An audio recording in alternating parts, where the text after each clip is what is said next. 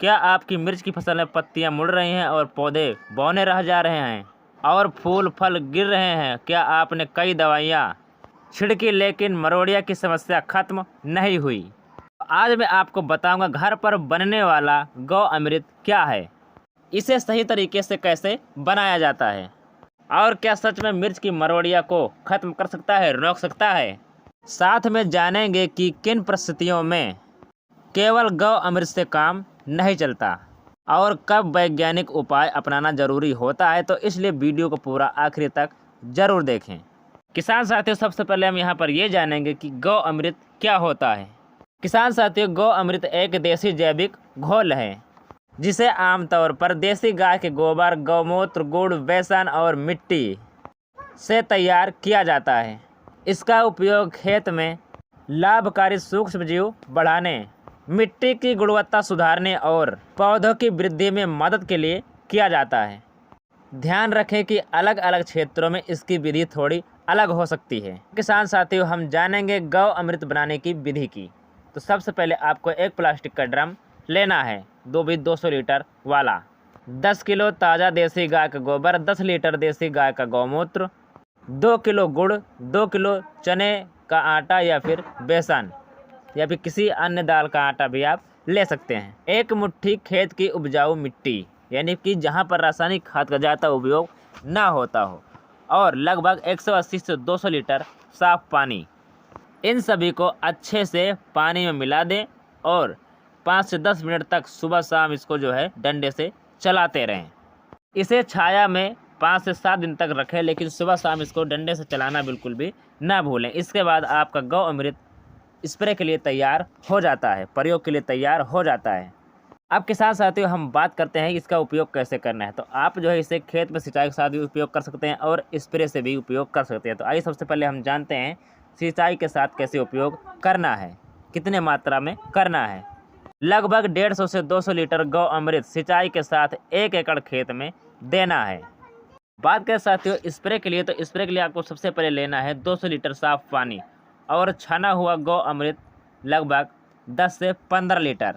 अच्छे से छानना बहुत ज़रूरी है, नहीं तो मशीन में जाकर फंस जाएगा। उसके बाद आप जो है 200 लीटर पानी मिलाकर इसका स्प्रे कर सकते हैं। ऐसा गौ अमृत को कपड़े से छान कर ही स्प्रे मशीन में डालें ताकि नोजल बंद ना हो, जाम ना हो। छन्नी इस्तेमाल करोगे तो छन्नी से छोटे छोटे कण गिर जाते हैं, लेकिन वहीं पर कपड़े से छानने से वो कण जो है कपड़े में ही रुक जाते हैं। इसका खास ध्यान देना है। किसान साथियों, हम जानते हैं क्या गौ अमृत से मिर्च की मरोड़ियाँ खत्म हो जाती है? किसान साथियों, यही सबसे बड़ी गलतफहमी होती है। किसान साथियों, मिर्च की मरोड़िया रोग जो होता है ये 2 कारणों से हो सकती है। सफ़ेद मक्खी, थ्रिप्स या माइट जैसे कीट, या फिर लीफ कर्ल वायरस से। अगर वायरस लग चुका है तो कोई भी गौ अमृत जैविक घोल या फिर रासायनिक दवा ही है, लेकिन ये कोई भी उसको पौधे से अलग नहीं कर सकती, खत्म नहीं कर सकती, क्योंकि वायरस की कोई दवा नहीं होती।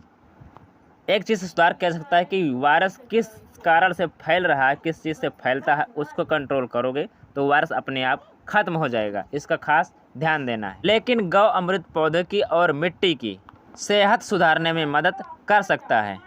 अब किसान साथियों, हम जानते हैं अगर मरोड़िया की शुरुआत है तो क्या करें। सबसे पहले ध्यान देकर खेत से सफ़ेद मक्खी और थ्रिप्स की संख्या को कम करें। पीले और नीले स्टिकी ट्रैप लगाएं। खेत से खरपतवार जरूर हटाएं। बहुत अधिक नाइट्रोजन देने से बचें और खेत में जो संक्रमित पौधे हैं उन्हें खेत से बाहर निकालकर नष्ट करें। गौ अमृत का नियमित प्रयोग करें ताकि पौधे स्वस्थ रहें। किसान साथियों, हम बात करते हैं जैविक तरीके की। तो नीम आधारित उत्पादों का छिड़काव जरूर करें। ब्यूवेरिया या वर्टिसिलियम जैसे जैविक कीटनाशक, गौ अमृत का नियमित उपयोग, संतुलित पोषण।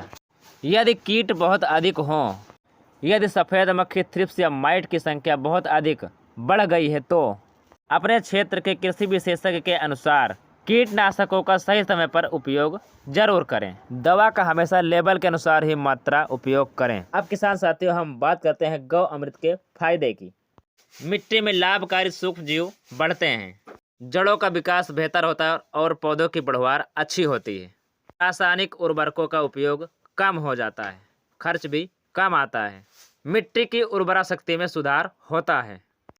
इसके बाद किसान साथी हम यह जानेंगे कि किन गलतियों से आपको बचना है। सड़ा हुआ गोबर आपको नहीं लेना है। ज़्यादा दिन तक गौमूत्र जो खुला रखा रहता है उसका प्रयोग नहीं करना है। और प्लास्टिक का ड्रम ही लेना है। किसी लोहे की चीज़ या किसी बर्तन का उपयोग नहीं करना है। चलाने के लिए लकड़ी का डंडा ही उपयोग करना है। घोल को धूप में ना रखें और छाया में ही इसे स्प्रे करें। तेज़ धूप में स्प्रे बिल्कुल भी ना करें। और यह दावा बिल्कुल भी ना करें कि गौ अमृत अकेले ही वायरस को ख़त्म कर देगा, मरोड़ी रोग को ख़त्म कर देगा। दोस्तों, गौ अमृत खेती के लिए एक उपयोगी जैविक घोल है। यह मिट्टी और पौधे की सेहत सुधारने में मदद करता है। लेकिन यदि मिर्च में वायरस जनित लीफ कर्ल हो चुका है तो केवल गौ अमृत से उसका इलाज संभव नहीं है। इसलिए समय पर कीट नियंत्रण, स्वच्छ खेत, संतुलित पोषण और जैविक या वैज्ञानिक उपायों का संयोजन अपनाना सबसे बेहतर रणनीति है। अगर आपको यह जानकारी उपयोगी लगी है तो वीडियो को लाइक करें और अपने किसान दोस्तों के साथ इस वीडियो को ज़्यादा से ज़्यादा शेयर करें। और ऐसी ही जानकारी के लिए हमारे चैनल को सब्सक्राइब भी कर लें और बेल आइकन को दबाना बिल्कुल भी। कोई सवाल हो तो कमेंट करें। मिलते हैं अगली वीडियो में नई जानकारी के साथ। तब तक के लिए नमस्कार, धन्यवाद। जय जवान जय किसान। ज़्यादा से ज़्यादा सपोर्ट करें, वीडियो को शेयर करें।